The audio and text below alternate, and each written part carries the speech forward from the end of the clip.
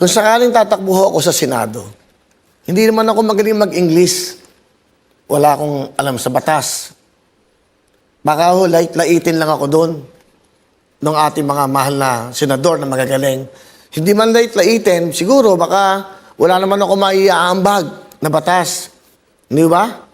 Baka dumating yung time na sayang din ng iboto nyo sa akin na wala akong nagagawa. Wala rin akong maiaambag na knowledge about the law dahil hindi ho ako abogado. A few years later. Bilang isang senador at kilala kayo sa pangalang Kuya Will, bigyan niyo po ako ng isang batas man lang na kapag nagsabing itong batas na ito, si Kuya Will yan. Okay, magandang tanong yan. Ha? Una, maiangat talaga ang buhay ng mga Pilipino. Na matulungan talaga. Ako para sa akin, ang batas dapat batas para sa mahirap. Marami na tayong batas na ginawa. Tama. Ang ganda ng tanong mo, ha? Nakakapag-isip yung tanong na yan. Ikaw, ano sa tingin mo ang batas na gagawin mo? Ang unggoy, hindi naman Pabalik ko sa'yo. Ikaw, baka may suggestion ka. Hindi.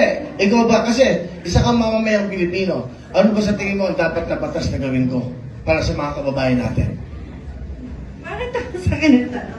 Hindi kasi nga, gusto Siyempre po, kong makinig sa inyo. Ayan, si ate. Okay, yan. Gusto kong makinig sa para tama ito, ha? Tama itong tinatanong niya sa akin. Para pagpunta ko ng Senado, isa to sa mga tanong nung ako'y di ba, nagkakampanya. Sige.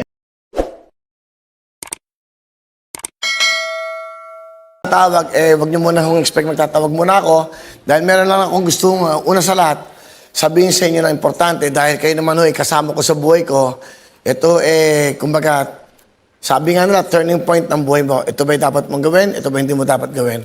Alam niyo, kwento ko lang alam niyo, nagsimula ako sa ABS-CBN, nagsimula ako sa isang linggo na po sila, tapos naging MTV, pagkatapos nung nawala ako sa ABS, tapunta naman ako sa TV5, nagkaroon po din ng Wheeling Willie, tapos sa Wheel Time Big Time, and then Wawa Willie. So, and then after that, nahinto ako ng 2 taon, napunta naman po ako dito po. At nandito pa rin hanggang ngayon, dito po sa Kapuso Channel GMA7. Which is, that was 2015. Nung ako po ay nakabalik dito sa television sa mga taong mga nagtitiwala sa akin. Anyway, ngayon may importante lang akong gustong sabihin sa inyo at itong bagay na to para malaman nyo kung ano ba mangyayari. Alam nyo, no March 16, 7 p.m., pinatawag po ako ng mahal na Pangulo, si Presidente Duterte, at kasama ko doon, of course, ang aking legal advisor, Attorney Freddy Domingo, at present din po doon si Secretary Medaldea and Senator Bongo. At nung pinatawag po ako, siyempre bago ka patawagin muna sa Malacanang, maraming mga procedures, mag-RT-PCR ka, di ka basta-basta pwede pumunta ron, maraming mga protocols, and then, doon ako nag-dinner, March 16 ho yun, sa Malacanang. At nagsimula kami ng mga 7:30, natapos ho kami doon almost past 12 na ho, almost 1 o'clock. At sige, pakita lang natin yung picture. Ito, papakita ko lang sa inyo. Ito para malaman nyo, hindi naman ito na-publish, no? Kasi hindi ko naman pinapakita na natin direct yan. Yan o, at kasama ko dyan. Ayan, yung pangalan ko, Mr. Wilfredo Revillame. Bawal kumuha, pero nagpaalam ako, pwede ho bang kumuha? Bumayag naman. Ayan o. Yan si Presidente. Ako yung nakaharap na yan. Ayan po. Ayan po si Senator Bongo. Ang mahal na Pangulo. Sa Malacanang po ito. Diyan sa guest house sila. Kasama din po namin si Secretary Medaldea. Yan. At may nag-uusap po kami. Nakausap po ko ng Presidente. And then, yung iba pang rito, mapakita natin. Di ba? Yan po, nakapag-picture ako sa kanya. First time ko siya na-meet na nakapag-usap kami ng almost 5 hours, no? 5 oras po kami magkano. Ihinga ako, hindi ako makatayo. Nintay ko muna siya mag-CR. Yan po. So, yan po, bago ako umalis, nagpa-picture kami ganyan. Souvenir po ba? Yan, souvenir po namin yan. And then, yan po. Tapos, naisulat na nga ni the late Ricky Lo, isang good friend ng Philippine Star noong March 2021. 12 a.m. pa nga ito. Duterte to Willie. Gusto ko, tumakbo ka. Yan po yan. At yan, si Secretary Medaldea, ako po, si mahal na Pangulo, President Roma Duterte, si Senator Bongo, and my lawyer, Attorney Ferdy Domingo. So, alam nyo, since March hanggang ngayon, pinag-isipan ko mabuti. Pinag-aralan ko mabuti, pinagdasal ko, marami ako mga kaibigan na kinausap, marami ako mga taong nagtatanong at pinakikiramdam, management, ordinaryong tao, kasama ko sa programa, di ba? Lahat to. All walks of life. So, dumating na yung point na decide, which is, ito nga ako ngayon. Kasi nga, ito yung second to the last day ng filing, bukas na lang po ang filing. So, hanggang kagabi at yun, nung last Sunday, sinawag ko yung mga kaibigan ko, mga taga-Kabanatuan, dumating din doon si John Estrada, si Tito Camo, yung mga malalapit sa buhay ko, at may mga nakausap akong mga talagang galing talaga doon sa, kumbaga, saan ako nagsimula. So lahat ng ito, kinausap ko. Kumbaga, kinausap ko yung sarili ko. Kailangan ikaw magdesisyon sa buhay mo, hindi ibang tao. Hindi yung opinion nila, dapat kausapin mo yung sarili mo kung gusto mo ba to, kaya mo ba yan, anong gagawin mo dyan? Weigh mo yan As ito yung programa mo, na araw-araw, Monday to Friday, nakapagbibigay ka ng saya, nakakapagbigay ka ng tulong sa abot kaya mo, so lahat ng ito, binabalansi mo sa buhay. So nakikita ko ngayon, nakikita kong hindi nagkakasundo. Nakikita kong nagbabangayan. Nakikita mong pataasan ng ere, hanapan ng dumi, hindi ba? Sabi ko, napakahirap pasukin ng isang bagay na ganito yung papasukin ko. Una sa lahat, hindi naman ako nakapagtapos ng pag-aaral. Ako po isang drummer lamang nagsimula na kumikita dati ng 50 pesos, 80 pesos, 120 pesos. At yun, kailangan mo lang mabuhay. Makakain ka lang, makapagbayad ka ng kwartong bed space mo. So, lahat po ng ito, di ba, bumabalik, nanunumbalik sa isip mo.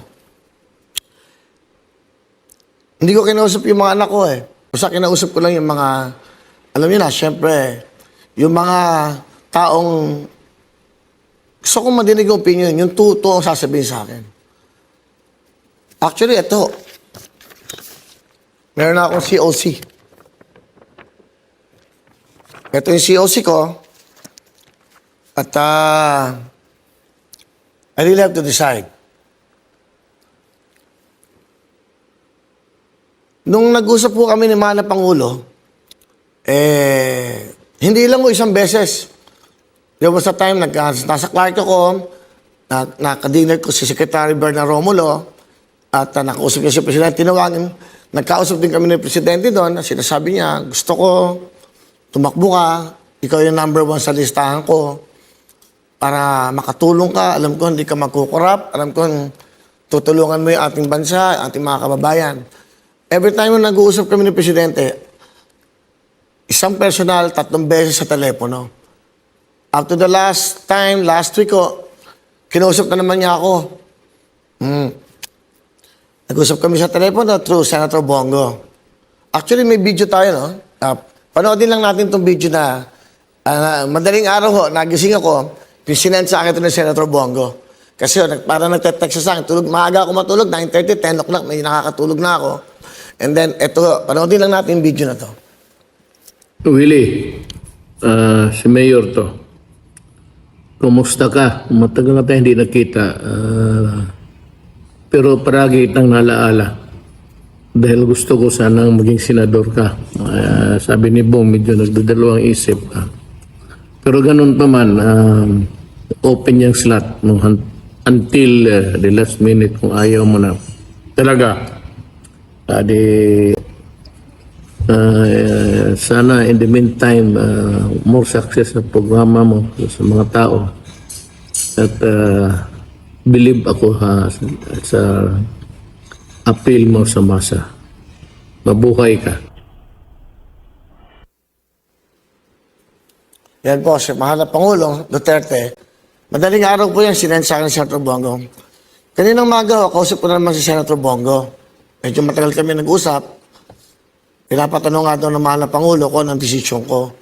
In fairness po kay Senator Bongo, kay Secretary Medaldea at sa mahal na Pangulo, hindi po nila ako pinipilit. Ang lagi nila sinasabi, tingin namin makakatulong ka. Tingin namin hindi ka gagawa ng masama. Ang tingin namin, hindi ka magkukurap. Hanggang kanina hong umaga, talagang hati ka eh. Gusto ko ba to? Hindi ba? Sa napapanood ko ngayon, parang nalulungkot ako. Dahil awayan ng awayan, binoto kayo ng sambayanan, pero yun ang napapanood. Yan ang ng lahat ng Pilipino.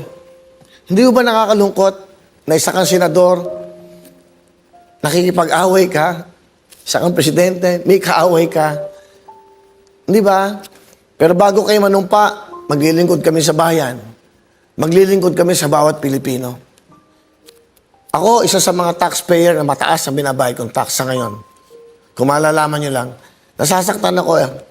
Dahil bumoto ako sa mga taong ito, tapos yun ang nakikita ko.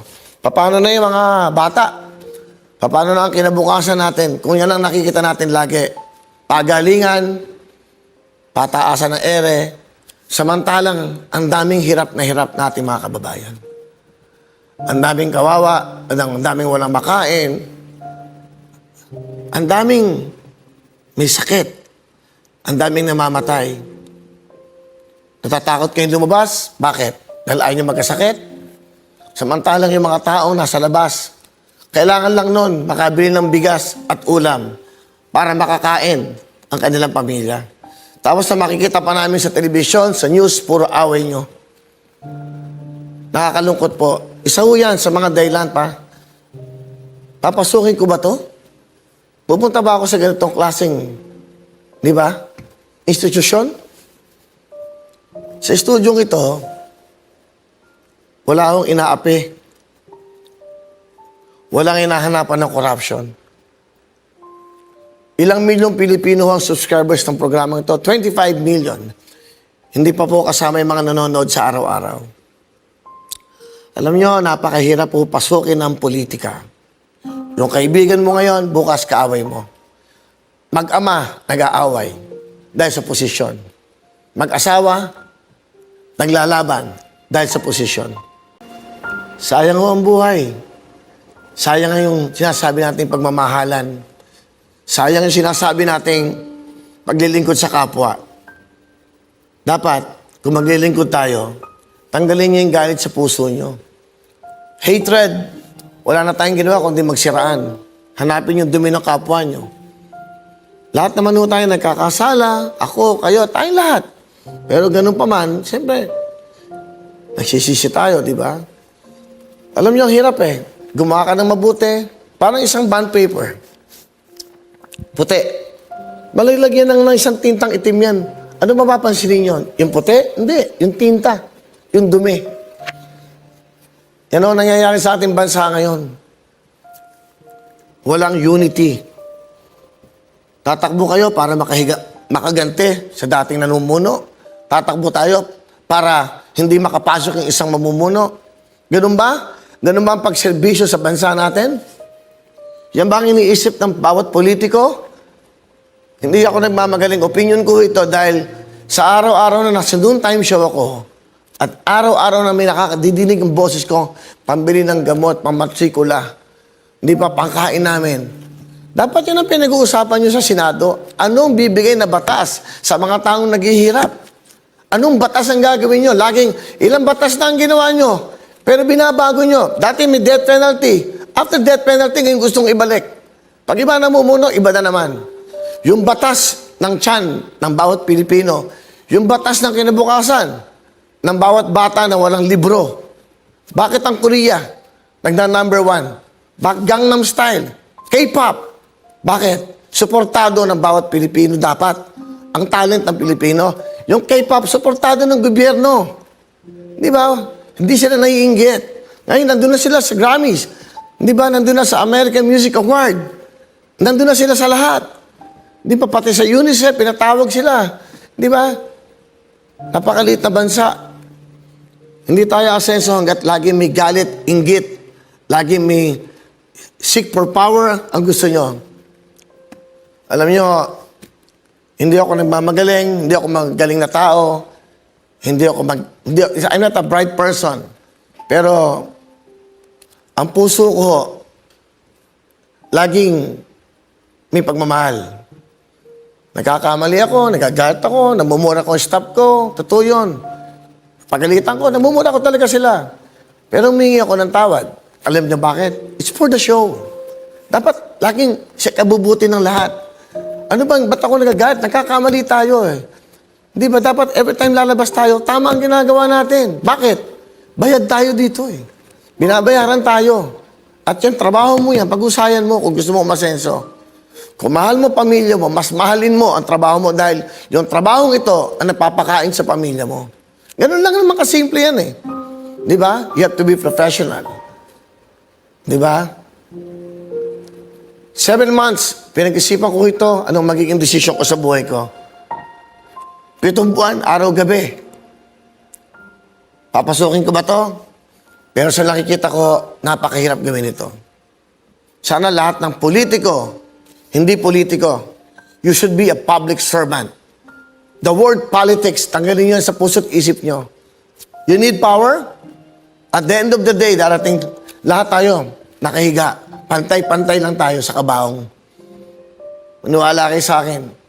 Hindi nyo nadidinig ang hinanaing ng mga basurero. Lahat ng boboto, lahat ng nangako sa inyo, nagawa ba ang mga pangako sa inyo? This time, it's about our future.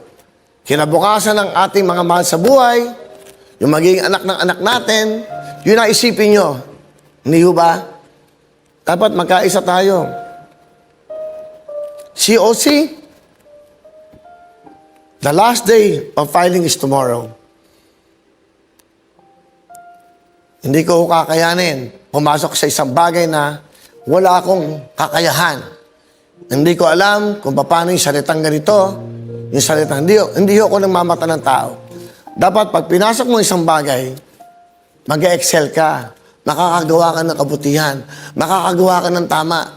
Pag tinanong ko, bakit ka tatakbo, Willie? Gusto kong gumawa ng kabutihan. Yun lang. O, kabutihan lang ba ang dapat magawin pag nasa Senado ka? Dapat marunong ka magbasa ng batas. Dapat marunong kang gumawa ng batas. Di ba? Hindi ako nagmamagaling dito.